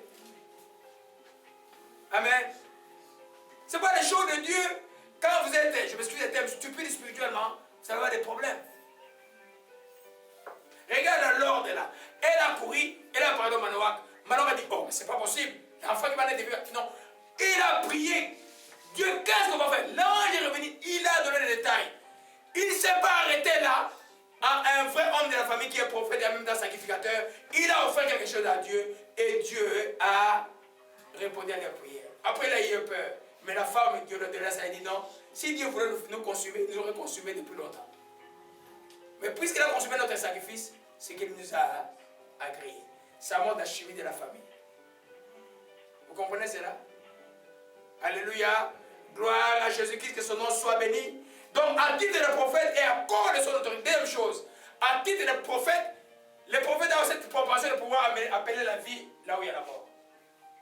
Il appelle la bénédiction. Le papa est appelé à bénir la famille. Bénir sa femme, bénir ses enfants. Amen. C'est notre fonction de prophète. C'est la langue du prophète quand il est perverse, et pas amener aussi la mort aussi rapidement que la vie peut arriver. Alléluia. Vous savez ça, l'autorité que Dieu a donnée pour bénir. Quand vous allez dans Nombre chapitre 6, j'avais prévu de parler de cela. Mon Dieu, que son nom soit béni aujourd'hui. Gloire à Jésus-Christ. Oh, révélation de puissance aujourd'hui. La plaie est finie. La plaie est finie. Oh, Mamasoko Shik Maramondokaya. Oh, Ramashiki Ramandoko Shiki Ramandakaya. Alléluia, alléluia. Oh, Ramashiki Ramandoko Shiki. Nombre chapitre 6, verset 22. L'Éternel parla à Moïse. Parle à Aaron et ses fils. Ça, il dit, ainsi vous bénirez les enfants d'Israël. Pourquoi Aaron est parce qu'il est sacrificateur? Alléluia. Il dit quoi? Que l'Éternel te bénisse, qui te garde, que l'Éternel fasse sa face sur toi, qui t'accorde sa grâce, que l'Éternel tourne sa face sur toi, qui t'accorde sa grâce, que l'Éternel tourne sa face vers toi et qui te donne la paix. C'est ainsi qu'ils mettront mon nom dans les enfants d'Israël et je les bénirai. Le papa a cette fonction de bénir. Alléluia. Tu dois pouvoir dire les choses sur la vie de tes enfants. Parce que la mort et la vie sont au pouvoir de la langue. Amen. Dans ton cas de familial là, tu es un vrai prophète de Dieu. Amen. Tu bénis. Alléluia. Tu bénis même quand les choses ne marchent pas. Tu bénis, tu appelles la vie, tu appelles la vie, tu appelles la vie, tu appelles la vie, tu appelles la vie. Les choses vont s'accomplir. Alléluia. Gloire à Jésus-Christ. Revenons dans Genèse 49. Oh, l'Éternel est bon, que son nom soit béni. Genèse 49. Amen. Un papa restait un papa. Jacob, c'était un filou, vous savez. Il a voulu la bénédiction de son grand frère. Mais voilà comment il bénit ses enfants et Dieu écoute. Alléluia. Jacob 49. Jacob appelait ses fils. Assemblez-vous, je vous annoncerai ce qui vous arrivera dans la suite. Rassemblez-vous, écoutez, fils de Jacob. Écoutez Israël, votre Père. Amen. Écoutez votre Père. Il commence à bénir Rouben, on a parlé de cela. Il bénit Siméon et Lévi. Il dit, leurs glaives sont des instruments de violence, que mon âme n'entre pas en conciliabule, mon esprit ne s'unisse pas avec eux. Il n'a pas récompensé ce qui était méchant. Vous connaissez l'histoire de Siméon et Lévi, c'est les gens qui ont tué Achénéa, qui ont tué les enfants du roi, qui ont le prince qui a déshonoré leurs sœurs. Amen. Il dit, maudit soit leur colère quand elle est violente. Quand il dit, maudit soit leur colère, ça veut dire quoi? Ça veut dire que cette colère-là cesse. Alléluia. Soit leur colère quand elle est violente, elle est cruelle. Je l'ai séparé dans Jacob, je l'ai distribué dans Israël. Il vient maintenant, j'ai dit, tu recevras les hommages de tes frères. Ta main sera la nuque de tes ennemis. Les fils de ton père se posteront devant toi. Judas, c'est un jeune lion qui revient du carnage, mon fils. Il pointe les genoux, il se couche comme un lion. Comme un lion, qui le fera lever? Le sceptre ne s'éloignera point de Judas. Ni le bâton du souverain d'entre ses pieds. Jusqu'à ce qu'elle vienne le Shiloh. Que le peuple lui obéisse. Il attache la vie, son âne au meilleur de sceptre, le petit de son ânesse. Il lave d'enlever son vêtement et dans le sang les raisins de son manteau. Il lève les yeux, rouge devient ses dents blanches du lait. Il y a un peu toutes les bénédictions qui viennent par Judas. C'est que vous recevez par Jésus-Christ aujourd'hui. Jésus est venu de cette tribu-là. Donc il a connu cette bénédiction-là jusqu'à aujourd'hui persiste. Un père a un pouvoir énorme de bénir ses enfants. C'est pourquoi la joie de mourir d'un père, c'est de mourir comme Jacob. Tu sais que tu vas partir il y a 2 jours, tu dis, Venez tous, je vais vous bénir les petits enfants. C'est une bénédiction puissante. Alléluia. Tu le fais parce que tu es prophète. Tu le fais parce que tu es sacrificateur de l'Éternel. Alléluia. Gloire à Jésus-Christ. Oh mon chique balakaya. Oh ma rosokoshia. Comme prophète, il est aussi la sentinelle de la maison. C'est celui qui peut voir les dangers arriver à la maison et réagir vite en prière. Alléluia. Tu es papa, tu fais un rêve. Ou quelqu'un t'a fait faire un rêve bizarre. Réagissez vite dans la prière. Il n'y a pas un danger ou quelque chose auquel ne me a pas fâché. Moi, je ne sais pas. Peut-être la réaction, des fois, je suis un peu silencieux, mais je le sais. Mais quand je sais une chose spirituelle, je sais que ce n'est pas la prière qui doit partir, ça partira par la prière. Alléluia. Amen. Voyez un peu, il est la sentinelle. Noé, Dieu l'a avisé qu'il va détruire la terre. Il a commencé à construire le bateau. Peut-être que ses enfants n'étaient pas d'accord ou quoi, je ne sais pas, mais il a commencé à construire le bateau. Quand le déluge a commencé, qu'est-ce qu'il a fait? Lui et sa famille, ils sont entrés dedans. Alléluia. Gloire à Jésus-Christ. Alléluia. Donc, comme un père, nous, les papas, bénissez, bénissez, bénissez les enfants, bénissez, bénissez, bénissez. Bénissez. Même le plus rebelle, par la parole de ta bénédiction, on va voir la bénédiction arriver dans les mains. Alléluia. Amen. Il y en a qui est Alléluia. Gloire à Jésus-Christ, que son nom soit béni et soit exalté. Deuxième fonction spirituelle d'un père, c'est la fonction d'enseignant. Amen. L'enseignant de la parole de Dieu. Les papas doivent enseigner la parole de Dieu à leurs enfants. Vous savez, la première, dans le judaïsme, là, on ne parle pas des synagogues, on ne parle pas de la famille. C'est à la maison que d'abord que les parents doivent enseigner la parole de Dieu. Appliquer la parole de Dieu. Corriger selon la parole de Dieu. Les papas doivent avoir des fonctions d'enseignant de la parole de Dieu. C'est une fonction-là que dans les mères les font aussi dans les cadres familiales. On a enseigné sur les mères. Deutéronome 6, rapidement. Comment tu peux enseigner si tu ne connais pas la parole de Dieu? Comment tu sais enseigner si tu la connais croche, comme on dit au Québec? Il faut connaître la vraie parole de Dieu pour l'enseigner.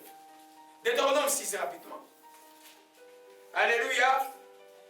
Tout le temps. Vous savez que la parole de Dieu, des fois tu gênes, hein? Des fois arrête de gêner. Décide-toi de dire, je vais seulement écouter, lire la parole, écouter, lire. Fais ça pendant une semaine, tu vas voir. Tu vas te donner des niveaux de révélation. Tu vas te donner des niveaux de la puissance. Alléluia. La parole de Dieu. Amen. Deutéronome chapitre 6, verset 4, nous lisons rapidement. Écoute Israël, l'Éternel, notre Dieu, est le seul éternel. Tu aimeras l'Éternel ton Dieu de tout ton cœur, de toute ton âme, de toute ta force. Et ces commandements que je te donne aujourd'hui seront dans ton cœur. Tu les inculqueras à tes enfants. Qui connaît le terme inculquer? Hein? Et les faire entrer dans ses pensées. Les laver le cerveau avec ça. Vous voulez toujours laver le cerveau avec le communisme. Le vrai lavage du cerveau, c'est avec la parole de Dieu.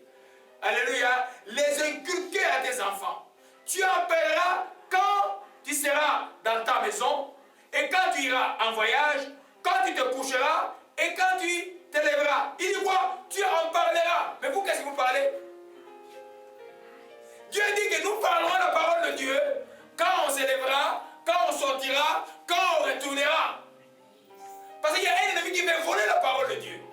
Mais Dieu veut que ses enfants, la parole soit prépondérante, qu'elle fuse de partout, comme c'est écrit dans Éphésiens chapitre 5. Entretenez-vous par la parole de Dieu. Alléluia.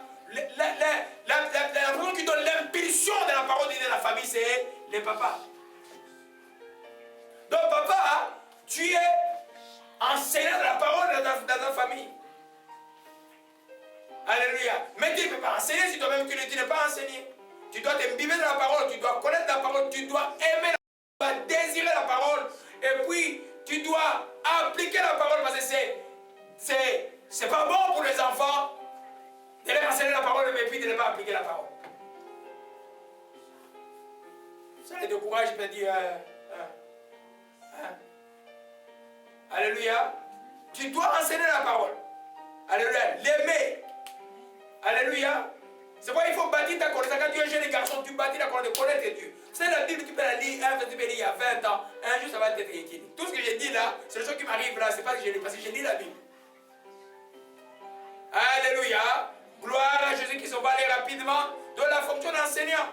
Ça ne vous dit pas que vous n'allez pas suivre les enseignants à l'église. Ça ne vous dit pas que vous n'allez pas suivre les enseignements ou l'internet et tout ça. Ça veut dire que dans la maison là, toi enseigne tes enfants la parole de Dieu. Et applique la parole de Dieu. Troisième fonction spirituelle de père. Il est le souverain sacrificateur dans sa famille. C'est la tâche la plus difficile d'un père. Celui qui porte le poids de la famille. Celui qui parle à Dieu de la famille. Celui qui plaide la cause de ce qui ne marche pas bien dans la famille. Alléluia. Donc tu es le souverain sacrificateur. Pourquoi il dit souverain sacrificateur? Parce que tout chrétien est sacrificateur.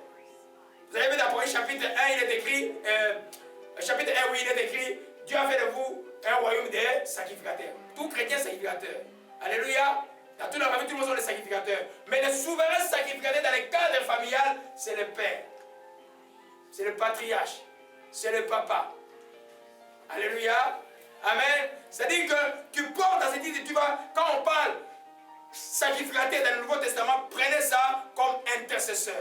Celui qui intercède. Qu'est-ce que faisait un sacrificateur du temps de Daron? Il parle, les gens venaient avec des péchés, lui il parlait à Dieu pour que Dieu pardonne leurs péchés. Alléluia. Aujourd'hui, ce qui représente bien un sacrificateur, c'est un intercesseur. Tu es celui qui intercède pour le bien de la famille. Donc, un papa doit être un homme de prière. Alléluia. Alléluia. Gloire à Jésus-Christ. Donc, il y a un grand prix à payer. Amen. Pendant que les enfants sont dans la coupe du monde, toi, tu as de voir un danger, tu as de prier. Un papa ne doit jamais être distrait. Alors, on peut voir les textes de... on va revenir sur Manorak après, j'ai beaucoup appris de ces textes-là. Prenons le texte de Job. Beaucoup d'exemples ne manquent pas pour ce que j'enseigne aujourd'hui. Alléluia. Job, chapitre 1, rapidement. Nous voyons la troisième fonction du Père souverain sacrificateur de la famille. Gloire à Jésus-Christ. Allez-y dans la joie maintenant, le temps de la joie est là. On voit les voiles ôtés. Amen. Job s'applique. Vous savez que Job c'était un homme intègre qui craignait Dieu. Et au verset 5 il est écrit, quand les jours de festin étaient passés, verset 4, ses fils allaient les uns chez les autres donner tour à tour un festin. Ils invitaient à leurs 3 sœurs à manger et à boire avec eux. Quand les jours du festin étaient passés, Job appelait et sanctifiait ses enfants. Et il se levait de bon matin, offrait pour chacun d'eux un holocauste sacrificateur. Et quand il disait, peut-être mes fils ont-ils péché, ont-ils offensé Dieu dans leur cœur? Car c'est ainsi que Job avait coutume d'agir. Amen. C'est toi qui regardes, l'enfant il marche, mais tu lui demandes pardon pour ses péchés. Ouvre les yeux de l'enfant, tu intercèdes pour l'enfant. Comme sacrificateur, Dieu a interprété dans la famille, Dieu va t'écouter. Des fois, les enfants marchent, mais tu gênes pour eux. Alléluia. Lui, il disait quoi là? Il sanctifiait les enfants et puis ils offraient les sacrifices à Dieu pour eux. Les enfants, peut-être, on appelle les sacrifices de culpabilité. Peut-être que les enfants avaient commis un péché. Aujourd'hui, on offre les animaux. Aujourd'hui, tu parles à Jésus pour tes enfants. Tu intercèdes pour tes enfants parce que tu es sacrificateur, souverain sacrificateur dans ta famille. Et ce rôle-là a beaucoup de bénéfices. Je crois que le premier groupe chrétien qui est venu dans le monde, c'est à cause d'un père qui savait jouer ce rôle de souverain sacrificateur. Vous allez dans Actes chapitre 10, Corneille, la Bible dit que c'était un homme qui priait continuellement à Dieu qui donnait des aumônes. C'était un centenier italien, c'était un Romain. Alléluia. Parce qu'il savait intercéder le jour où Dieu l'a apparu de faire appeler Pierre. Il a pris soin d'appeler sa famille et tous ses enfants. Vous allez dans Acte 10, verset 24. Alléluia. Quand ils sont arrivés, quand Pierre a commencé à expliquer le salut, les saints-esprit, lui et sa famille étaient sauvés. Alléluia. C'est pourquoi la parole là, qui dit que croire au Seigneur Jésus et ta famille, initialement, c'est une parole dans la Bible des épreuves que nous avons, qui est arrivée dans la vie de ceux, des papas qui ont su donner leur vie à Dieu. Nous voyons Corneille, nous voyons les joailliers de Paul et Silas. Alléluia. Donc à ce titre-là, Dieu t'a attitré pour pouvoir intercéder pour ta famille. Gêner pour ta famille. Il y a les papas chrétiens qui n'ont jamais gêné. Ils n'ont jamais intercédé. Se plaindre ne va rien changer. Le diable, quand il te plaît, il devient fort. Gêne, prie, chasse les démons. Tu as l'autorité. Toi, là, aucun démon dans la vie de ton enfant ne peut tenir. Toi, là, comme père. Le diable le sait aussi. Il sait. Alléluia. Gloire à Jésus-Christ, que son nom soit béni et soit exalté. Oh, ma roche, camarade. Revenons sur Manoir rapidement. Alléluia. Oh, Ramash, craignez Dieu, craignez Dieu, craignez Dieu. L'Esprit dit, craignez Dieu. Oh, Mashikira Monoko Mashia. Juge 13, verset 8. Donc, la femme de Manoir, la maman de Samson, a eu la vision. L'ange, et Noé a vu l'ange. L'ange lui a annoncé que tu vas avoir un enfant et tout ça. Elle a vite couru vers son mari pour lui raconter ce qu'il a vu. C'est vous dire que les choses spirituelles de la famille, c'est partage. Alléluia. Et puis ils arrivent ici. Manoah maintenant fit cette prière à l'Éternel. Manoah maintenant apprend. Vous voyez que quand la femme lui a parlé, maintenant il prend son rôle de sacrificateur. Il intercède, il dit, mais Seigneur, un enfant qui va naître dont la maman ne prendra pas le vin. Qu'est-ce que nous allons faire de cet enfant? Alléluia. Il a joué maintenant le rôle de l'intercesseur.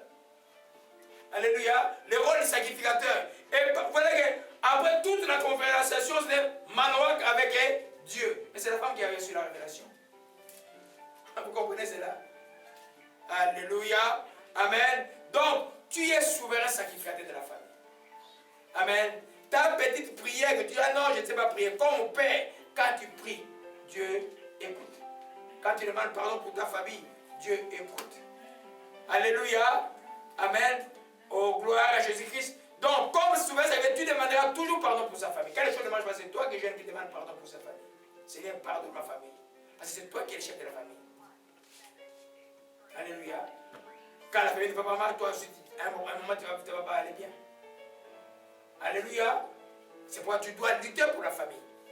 Dernière fonction du père, c'est la fonction du berger de la famille, du pasteur de la famille.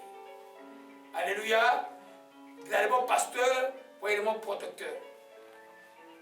Le papa est celui qui protège la famille. Spirituellement et des fois physiquement. Des fois, un voleur entre, la vie ne va pas dormir là. Amen. Tu vas faire que le voleur fuit la maison. Amen. Socialement aussi. Alléluia. À ce titre-là, tu as sur la protection de la famille. Alléluia. Dans les cas familial, tu es celui par l'élément parce qu'il prend soin des brebis. Tu dois pouvoir prendre soin de chaque membre de la famille. Avec la parole à l'appui. Alléluia. En cas de division, tu chercheras quoi? L'unité de la famille. En cas de dissension, tu chercheras le pardon mutuel. Alléluia. Et tu dois être celui qui donne l'exemple pour pouvoir pardonner. Alléluia. Gloire à Jésus-Christ. En cas de conflit, qui sera le premier armé de la famille ensemble? Et la famille ensemble doit être la joie la plus suprême qui puisse être. Alléluia. Tu es le berger de la famille, papa. Parce que les gens croient que pasteur, c'est être enseignant. Non, non. Pasteur, c'est prendre soin des brebis de Dieu. D'aller chercher même les brebis les plus égarés de les ramener. Les blessés, les guérir. On peut trouver parmi les enfants blessés aussi. Le papa doit, tout se fait et mélanger sa fonction de sacrificateur et celui du pasteur pour aller récupérer les enfants que le diable veut. C'est des fois, Dieu va te faire des choses que tu ne peux pas imaginer faire dans ta vie. Alléluia. Quand il devient chrétien, le moi doit disparaître. C'est la volonté de Dieu qui devient ton lot de tous les jours. Alléluia. Gloire à Jésus-Christ, que ton nom soit béni et soit exalté. C'est pourquoi comme pasteur, dans toutes ces fonctions, que ce soit comme prophète, comme enseignant, comme sacrificateur, tu dois être celui qui craint l'Éternel le plus de la famille. On revient à l'histoire de David. La porte que tu ouvres déstabilise toute la famille. Vous comprenez un peu? Il peut y avoir de la rébellion dans la famille. Si toi tu tiens la barre forte, tout reviendra à un ordre. Alléluia. La crainte de Dieu doit être ton lot. Nous avons vu ça dans Exode chapitre 20. Nous avons vu que quand un père n'honorent pas Dieu, Dieu punit jusqu'à la 4e génération. Si toi, à part des amis qui étaient chrétiens, parce que tu commences à voir des gens qui retournent dans des clubs de franc-maçonnerie, des choses, des trucs bizarres et tout, il y a beaucoup de sectes aujourd'hui là, tu as ouvert une porte de la famille. Si toi tu ne crains pas Dieu, en secret là, tu as une petite copine à Lemba ou à Matete ou à un quartier de Bangui ou je ne sais pas où là, tu crois que les gens ne te voient pas, tu ouvres une porte à l'ennemi. Hein? D'abord, comment tu fais pour rentrer à la maison? Comment tu regardes tes enfants en face? Hein? Tu es téméraire là? Alléluia. Alors, tu ouvres une porte. Qu'est-ce que tu fais dans ces cas-là? Tu dois te repentir. Tu es le berger des enfants. Alors, comment ça se passe dans la fille? Maintenant, tu apprends ton garçon à engrosser 3 filles. Hé, toi, je vais te chasser de la même maison. Mais toi, tu sors la nuit là, tu vas quelque part là. Tu as déjà ouvert une porte. Je veux dire, il y a des exemples que je peux donner parce que c'est en internet, je ne voudrais pas que les gens se reconnaissent. C'est aussi clair et net. Ce n'est pas la sanctification d'un père. C'est quelque chose qui garantit la stabilité, qui garantit la vision de la famille et qui aidera la famille plus tard. Alléluia. Puisque tu es chef. Une entreprise où nous regardons la Coupe du Monde, un entraîneur de la tête est brûlé, est-ce que l'équipe va gagner? Non. Tu es le coach de la famille. Alléluia. Gloire à Jésus, que ton nom soit béni et soit exalté. Nous avons pris l'exemple de David. Vous avez vu que David, l'homme selon le cœur de Dieu, sur le plan familial, il a eu beaucoup de problèmes à cause d'une erreur. Si tu es rempli du Saint-Esprit, il y a des choses que tu ne dois pas essayer. Alléluia. Tu ne dois pas. Alléluia. Comme je disais, ces messages concernent aussi les mamans qui sont seules, ils sont mamans, ils sont papas en même temps. Le Saint-Esprit vous donnera la sagesse d'être prophète dans ta famille pour tes enfants, d'être enseignant, d'être sacrificateur, d'être berger dans ta maison. Un des plus grands neurochirurgiens du monde qui s'appelle docteur un homme de Maryland, là j'ai oublié son nom, un noir, c'est sa mère celle qui l'a élevé. Et lui il a une famille, je dis, très stable. Il est un bon père de famille à cause de l'éducation de sa mère. Vous savez que dans ces livres, là, vous pouvez tout trouver. C'est pourquoi dans la Bible, ne prenez pas la Bible avec frivolité, pas avec légèreté. C'est un livre sérieux, c'est saint. C'est le salut qui est là. Alléluia. Je crois que c'est par là que nous allons terminer aujourd'hui. Mon encouragement pour tous les papas du monde. Les papas qui sont déjà papas. Les papas qui vont les devenir, nos jeunes gens. Et les frères qui ne sont pas encore mariés. Et message pour les mamans qui sont seules, mais aussi pour nos mamans, parce qu'ils doivent connaître avec qui ils vivent. Quelle est la fonction que Dieu réserve à un père. Nous prions pour vous que la volonté de Dieu, le Père en Jésus-Christ de Nazareth, s'accomplisse. Que la fonction de prophète de la famille soit votre. La fonction du souverain sacrificateur soit votre. Dans la famille, la fonction de l'enseignant de la parole soit votre. Que Dieu vous donne un esprit de sagesse et de révélation pour ces fonctions-là. Et que la fonction du berger de la famille, du gardien, du protecteur de la famille, par la grâce de Dieu, soit votre. Seigneur, nous bénissons à Oshitahe comme je vois les vies. Les vies sont là aujourd'hui. Les vies sont là. Oshitahe comme je vois Esther, comme je vois. Elle est venue dans la mort est passée. Voilà au thème maintenant au Koshimarakaya. Lavez-vous de la joie aux ânes. Alléluia, que ton nom soit béni et soit exalté. Je vais demander à Saint Pascal de continuer à jouer la musique. Je vais demander à tous nos futurs pères de venir, je vais prier pour vous. Alléluia, au Mashiach. Ça c'est la première chose. Et puis je vais bénir tout le monde ici comme votre papa spirituel. C'est un jour de bénédiction. Pour tous les papas, on va prier pour vous. Gloire à Jésus-Christ. Gloria Mashiach, rivière de bien. Gloria, c'est cette année la joie. Gloria Mashiach, Ramando Koshike. Gloria Maranda grâce, ma grâce est là, le temps de la grâce. Gloria Mashiach, Shakira Mokere, fil la vie est là, Odoi Marakashi. Odoi Marakoshika Marakaya. Gloria Mara sa grâce. Oh, Rama Shike Bacha. Oh, Rama Jésus. Jézabel est brisé, Jézabel est brisé, serment de Jézabel est brisé. Oh, le temps de la puissance. Oh, Shimaraka Yamashia. Alléluia. Oh, Shimaraka Barata Kashika. Oh, Shimaraka Mashika. Que l'Éternel te bénisse et qu'il fasse de sa face et de sa grâce. Que l'onction au Père pour venir du Père. L'onction du sacrificateur du Père. L'onction de l'enseignant du Père. Que l'onction du berger du Père. De la famille qui te sert pour le son en toi. Je te rends grâce encore de la fortifier encore pour cet avenir merveilleux comme Père. Je bénis ton Seigneur pour que de construire cet avenir de Père. Je casse la puissance du sang de Père. Au nom de Jésus, arrête de marcher comme un caillou. Allez, la danse de Dieu est là. Trois jours de paix. Au chemin de Kobarano Koshikama. Alléluia, que son nom soit